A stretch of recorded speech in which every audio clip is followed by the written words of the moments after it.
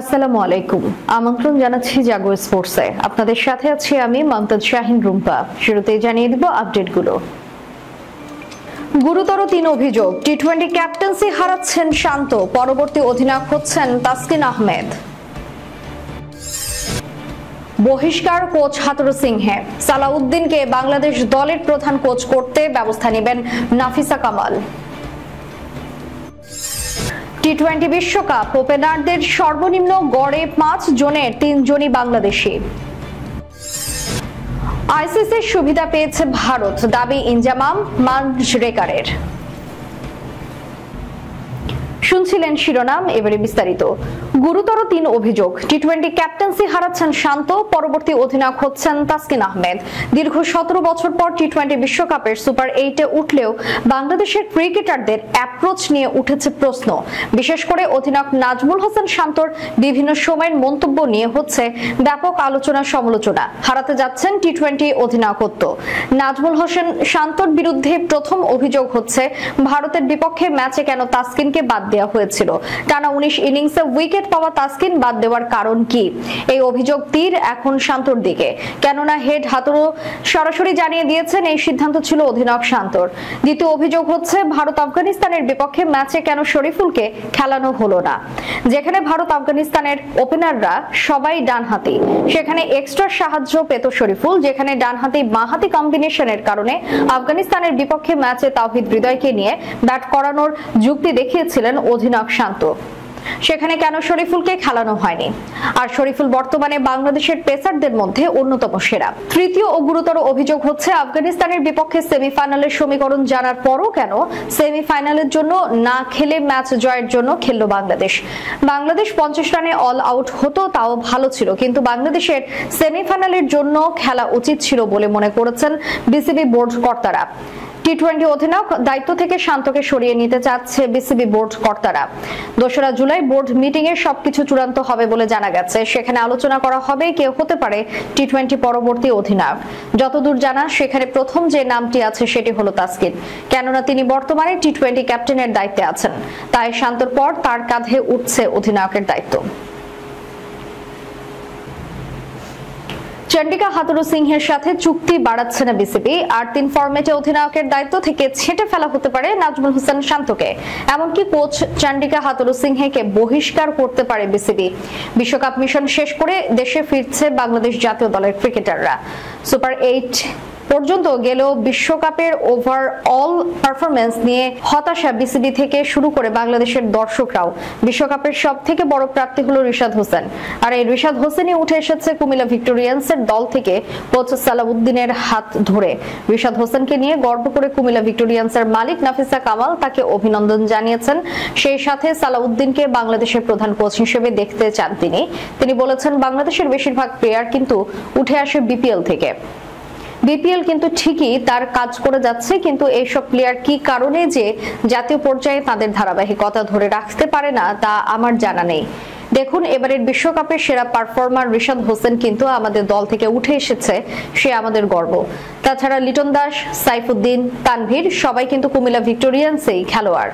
তাছাড়া আমাদের কোচ সালাউদ্দিন ভাই দেশের সেরা কোচ, তাকে অবশ্যই আমি বাংলাদেশের প্রধান কোচ হিসেবে দেখতে চাই। তার জন্য আমরা বিসিবির সাথে সরাসরি বসবো।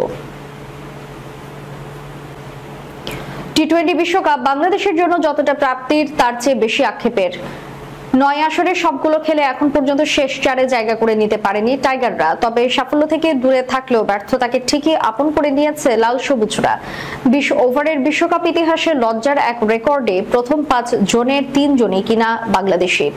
এবারের বিশ্বকাপে আফগানিস্তানের সেমিফাইনাল খেলার পেছনে অন্যতম ভূমিকা ছিল ওপেনারদের, বিশেষ করে রহমানুল্লাহ গুরবাজ এবং ইব্রাহিম জাদরানের দারুণ জুটিতেই নিউজিল্যান্ড এবং অস্ট্রেলিয়ার মতো পরাশক্তিতে পরাস্ত করেছিল তারা। অন্যদিকে শুধু ওপেনিং নয়, আসর জুড়ে বাংলাদেশের টপ অর্ডারের অবস্থা ছিল হযবরল। আস্থার প্রতিদান তো দিতেই পারেননি, উল্টো লজ্জার এক রেকর্ডে নাম লিখে বিশ্বকাপ শেষ করেছেন তানজিদ তামিম। যে রেকর্ডে 2007 বিশ্বকাপে তামিম ইকবাল আর 2016 আসরে সৌম্য সরকার নাম লিখিয়েছিলেন। ক্রিকেট ভিত্তিক জনপ্রিয় ওয়েবসাইট ক্রিকবাজ বিশ্বকাপ ইতিহাসে ওপেনারদের সর্বনিম্ন গড়ের তালিকা প্রকাশ করেছে, যেখানে দেখা যায় প্রথম 5 জনের 3 জনই বাংলাদেশি। শুরুতে আছেন সৌম্য সরকার।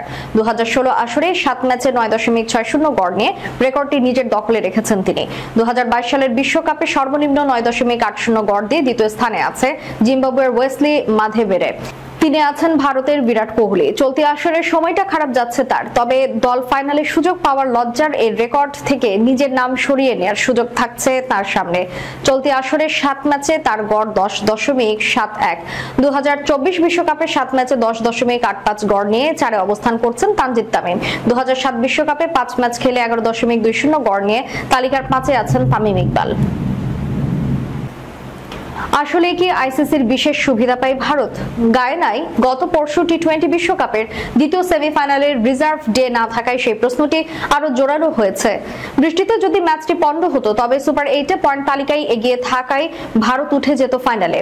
আইসিসি দ্বিতীয় সেমিফাইনালের জন্য রিজার্ভ ডে না রাখলেও বরাদ্দ রেখেছিলেন 250 মিনিট। তবে বৃষ্টি বিঘ্নিত ম্যাচটিতে ইংল্যান্ডকে উড়িয়ে ফাইনালে উঠেছে ভারত। তারপরও ইনজামামুল হক সমালোচনা করেছেন বিশ্বকাপ সূচি নিয়ে। তার জানতে চাওয়া, প্রথম সেমিফাইনালের জন্য রিজার্ভ ডে থাকলেও দ্বিতীয়টিতে নেই কেন? এই নিয়ে পাকিস্তানের সাবেক অধিনায়ক দেশটির এক টিভি অনুষ্ঠানে বলেছেন, দুটি সেমিফাইনালের দিকে তাকান, ভারত ইংল্যান্ড সেমিফাইনালের জন্য কোনো রিজার্ভ ডে নেই। খেলা পরিত্যক্ত হলে ভারত সেমিফাইনালে যাবে। একটা টুর্নামেন্টে বিভিন্ন ম্যাচের জন্য বিভিন্ন নিয়ম কিভাবে হয়? দিন 3 আগে ইনজামাম ভারতীয় পেসার আর্শদীপ সিং এর বিরুদ্ধে বল বিকৃতির অভিযোগ তুলেছিলেন। সেটির জবাব দিয়েছিলেন রোহিত। এনজিও পরে ভারত অধিনায়ককে উল্টো বলেন, রিভার্স সুইং কেমন হয় তা আমাদের শেখাতে এসো না। সেটি বিতর্ক উত্তপ্ত থাকতেই ইনজামাম সমালোচনা করেছেন ভারতের প্রতি আইসিসির পক্ষপাতিত্ব নিয়ে। অবশ্য পাকিস্তানের সাবেক এই মিডল অর্ডার ব্যাটারের এই সমালোচনা নিয়ে তেমন কেউ কিছু না বলেও ভারতীয়রা ট্রল শুরু করেছেন মাইকেল ভনকে নিয়ে। দক্ষিণ আফ্রিকা আফগানিস্তানের প্রথম সেমিফাইনালের সময় ভন এক্স পোস্টে লেখেন, এই সেমিটা অবশ্যই গায়ানায় হওয়া উচিত ছিল, তবে পুরো ইভেন্ট তো ভারত কেন্দ্রিক। অন্যদের উপর অবিচার হচ্ছে। আর দ্বিতীয় সেমিতে ইংলিশদের অসহায় আত্মসমর্পণ দেখে তার বল পাল্টানো পোস্ট ভারত ফাইনালে ওঠার যোগ্য, সেই পোস্ট নিয়ে মজা করছেন রবিচন্দ্রন অশ্বিন। ওয়াসিম জাফর দুষ্টমি করে জানতে চেয়েছেন, আশা করি আপনি এখন ভালো আছেন মাইকেল ভন। ভনও কম যান না সাবেক ইংলিশ ব্যাটারের প্রতি উত্তর, ভারত দারুণ পারফরমেন্স করেছে, বিশ্বকাপের সেরা দল এবং গত নভেম্বরের মতো সহজে জেতা উচিত। প্রতিপক্ষ বলেই ইনজামাম ও ভনের কথা উড়িয়ে দেওয়া গেল, কিন্তু সঞ্জয় মাঞ্জরেকারের কথা হজম করবেন কিভাবে রোহিতরা? ভারতের সাবেক এই ব্যাটারও বলেছেন, বিশ্বকাপে বিশেষ সুবিধা পেয়েছে ভারত। ভারত সেমিতে উঠলে খেলবে স্পিন বান্ধব গায়ানায়। আগে থেকে সেই কথা জেনেই ইংলিশদের বিপক্ষে একাদশ সাজিয়েছে দাবি মাঞ্জরেকারের। ভারতকে সুবিধা দেওয়া হয়েছে, এটা মানতেই হবে রোহিতকে। ভারত নিশ্চয়ই দল সাজিয়েছে, এটা মাথায় রেখে। আজ বার্বাডোস ফাইনালের আগে ভোগান্তি পোহাতে হয়েছে দক্ষিণ আফ্রিকাদের। ফ্লাইট জটিলতার কারণে পরিবার নিয়ে ত্রিনিদাদে 6 ঘন্টা অপেক্ষা করতে হয় প্রোটিয়াদের। তাদের সঙ্গে আটকে থাকতে হয় ম্যাচ রেফারি এবং আম্পায়ারদেরও। প্রথম সেমির আগে এমন সমস্যায় পড়তে হয়েছিল আফগানদের। শেষ করার পূর্বে সংবাদ শিরোনামগুলো জানিয়ে দিব আরো একবার।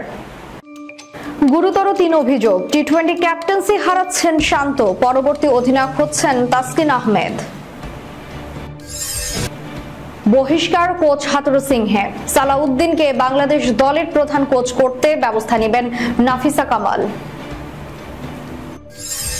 টি-20 বিশ্বকাপ ওপেনারদের সর্বনিম্ন গড়ে 5 জনের 3 জনই বাংলাদেশি। আইসিসির সুবিধা পেয়েছে ভারত, দাবি ইনজামাম মাঞ্জরেকারের। এতক্ষণ আমাদের সাথে থাকার জন্য ধন্যবাদ। আল্লাহ হাফেজ।